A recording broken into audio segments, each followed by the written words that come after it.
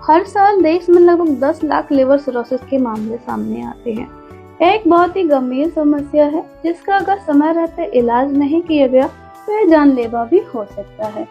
तो आइए जानते हैं लिवर सिरोसिस आखिर होता क्या है। आखिर क्या कारण होते हैं लिवर सिरोसिस होने के, किन लक्षणों से हम पहचान सकते हैं लिवर सिरोसिस को और नेचुरली हम इससे कैसे बच सकते हैं। तो चलिए वीडियो को शुरू करते हैं। दोस्तों, लिवर सिरोसिस एक ऐसी स्थिति होती है जिसमें लिवर में धीरे धीरे खराबी आने लगती है और लंबे समय से चली आ रही खराबी की वजह से लिवर सामान्य रूप से कार्य नहीं कर पाता। जब लिवर किसी कारण से क्षतिग्रस्त होता है तो वह अपनी मरम्मत खुद करने की कोशिश करता है। इस प्रक्रिया में स्कार टिश्यू यानी कि लिवर के टिश्यूज पर खरोंच जैसे निशान बन जाते हैं।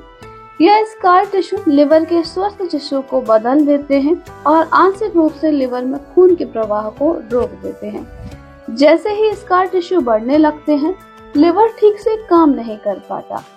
जैसे जैसे सिरोसिस बढ़ता है वैसे वैसे और अधिक स्कार टिश्यू बनते हैं और लिवर को काम करने में और मुश्किलें आने लगती हैं। अब बात करते हैं लिवर सिरोसिस के स्टेजेस की। तो लिवर सिरोसिस को उसकी गंभीरता के आधार पर 4 भागों में बांटा गया है। स्टेज 1 में लिवर डैमेज तो होता है लेकिन अभी भी अपने मैक्सिमम कार्य को करने में सक्षम होता है। स्टेज 1 पर शरीर पर कोई खास लक्षण नहीं दिखाई देता लेकिन हल्की सी थकान और कमजोरी महसूस हो सकती है। स्टेज 1 में लिवर में थोड़ी सी सूजन आ जाती है जिसकी वजह से वह शरीर से टॉक्सिक मटेरियल को ठीक से बाहर नहीं निकाल पाता। अगर हम शराब का सेवन ना करें, स्वस्थ आहार लें और फैटी लिवर जैसी समस्या पैदा ना होने दें तो इसे हम स्टेज 1 में ही कंट्रोल कर सकते हैं। स्टेज 2 में लिवर डैमेज बढ़ने लगता है और धीरे धीरे इसके कार्य भी प्रभावित होने लगते हैं। स्टेज 2 में हमें भूख न लगना, पेट में हल्की सी सूजन रहना, त्वचा का और आंखों का पीला पड़ना जैसे लक्षण देखने को मिल सकते हैं।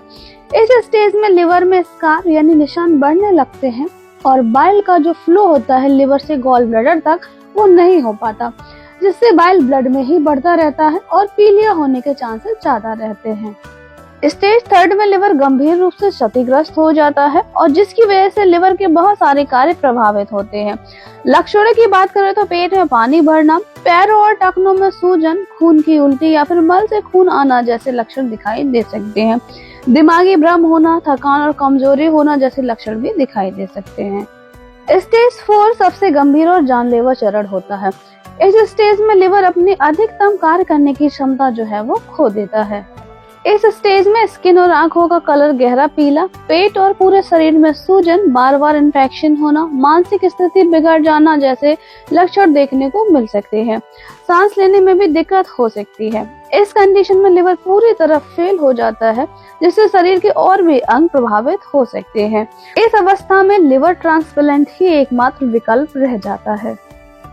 अगर हम कारण की बात करें तो सबसे पहला जो कारण है वो है अधिक शराब पीना। लंबे समय तक अत्यधिक शराब पीने से लिवर कोशिकाएं क्षतिग्रस्त हो जाती हैं जिससे सिरोसिस हो सकता है। हेपेटाइटिस बी और सी वायरस के संक्रमण से भी लिवर में सूजन हो सकती है और लिवर को नुकसान पहुंच सकता है जिससे लिवर सिरोसिस हो सकता है। Non alcoholic fatty liver disease भी एक कारण होती है लिवर सिरोसिस का।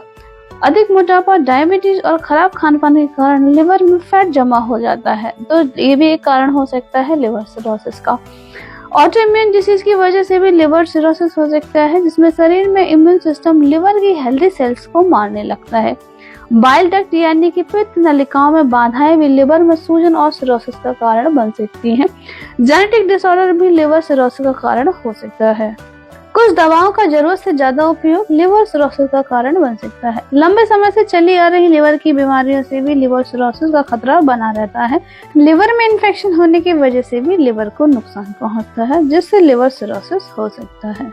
लिवर सिरोसिस बहुत ही घातक बीमारी है और इसे ठीक नहीं किया जा सकता, लेकिन अगर बीमारी के कारण की पहचान समय से हो जाए और इसका इलाज शुरू कर दिया जाए तो इसकी ग्रोथ को स्लो किया जा सकता है।